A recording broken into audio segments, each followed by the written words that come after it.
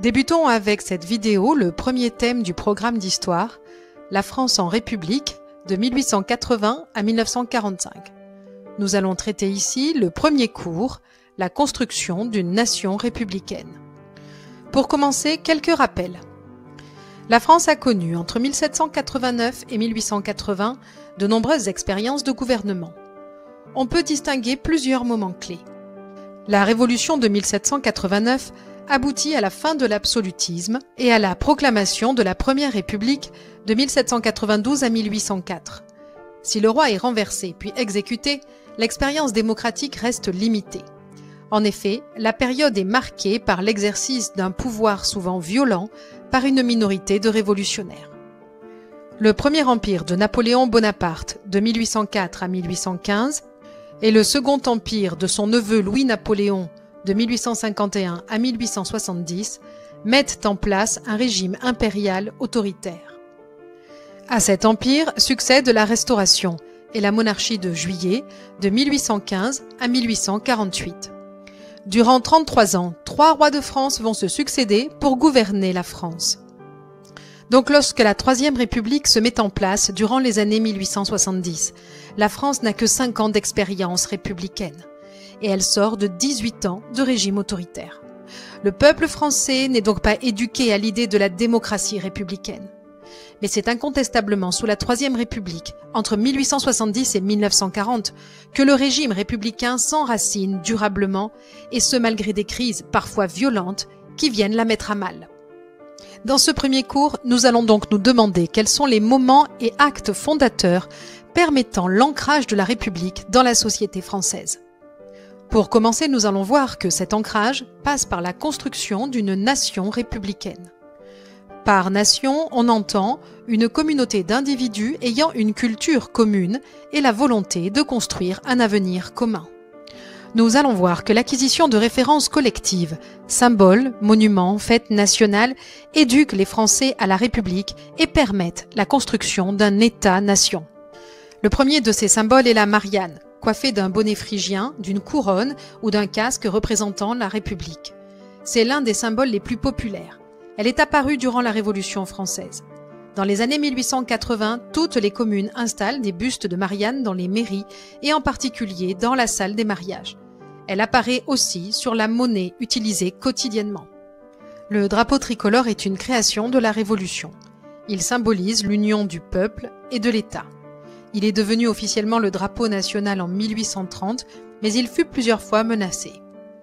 Le drapeau national est présent sur tous les monuments publics, au moins lors des journées de commémoration nationale. La fête nationale, le 14 juillet, est évidemment une référence à la prise de la Bastille de 1789. Il devient le jour de la Nation en 1880, première année où la fête nationale devint un jour férié. Elle est jour de fête au sens propre et donne lieu à des manifestations collectives et joyeuses dans toutes les communes de France. Très populaire, la fête nationale est un des éléments qui contribuèrent à l'unité nationale. Autre symbole, la devise nationale. Née durant la Révolution, la formule liberté, égalité, fraternité a connu plusieurs versions avant d'être inscrite dans la Constitution de 1848 comme principe de la République. À partir de 1880, elle est gravée sur les monuments publics et apparaît sur les monnaies françaises. Le faisceau du licteur est un autre symbole de l'unité nationale, mais aussi de la justice. Le coq gaulois est lui un symbole très ancien. Il est popularisé par le sport. La création de compétitions internationales renforce la cohésion de la nation. Pour finir, la Marseillaise est un chant de guerre d'avril 1792. Rendue populaire par des soldats venus de Marseille, elle change de nom après août 1792. Elle devint hymne national en 1795, puis de nouveau en 1887. La construction d'une nation républicaine française passe également par l'aménagement et l'unification du territoire. L'État va affirmer la République et l'idéal républicain dans les villes en érigeant des monuments publics et en créant des espaces de célébration, comme le Panthéon qui devient le temple de la nation. La capitale connaît à partir du milieu du XIXe siècle une profonde modification de son espace. Les grands travaux haussmanniens débutés sous Napoléon III sont repris sous la Troisième République.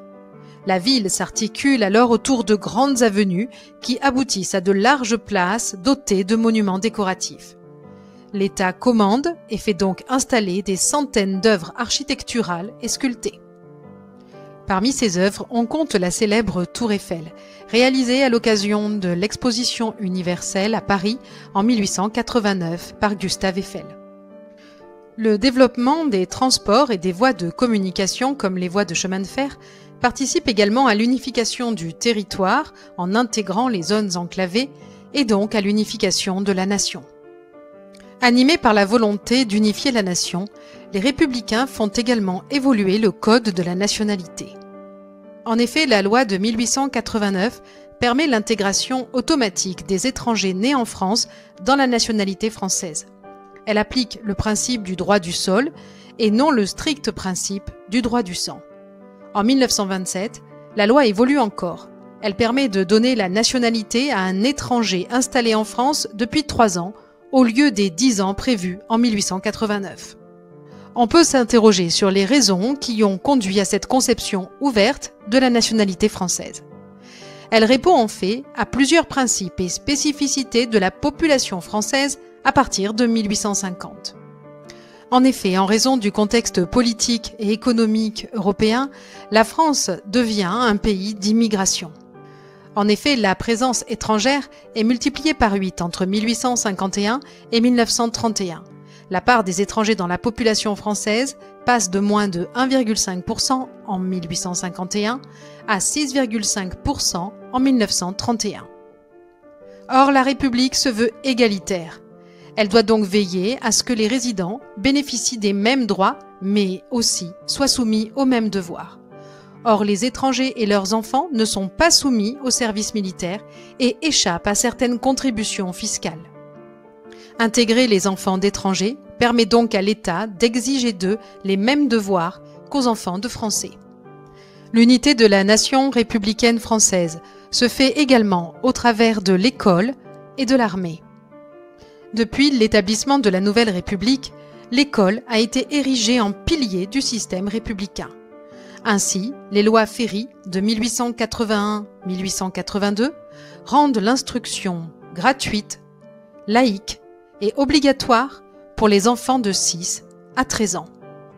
L'école répond donc à 3 grands objectifs.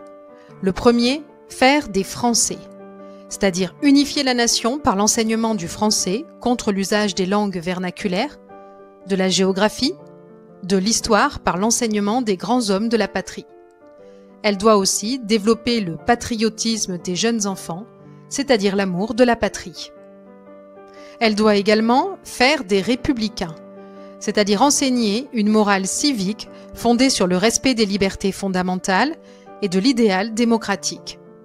Dernier objectif, elle doit promouvoir l'égalité.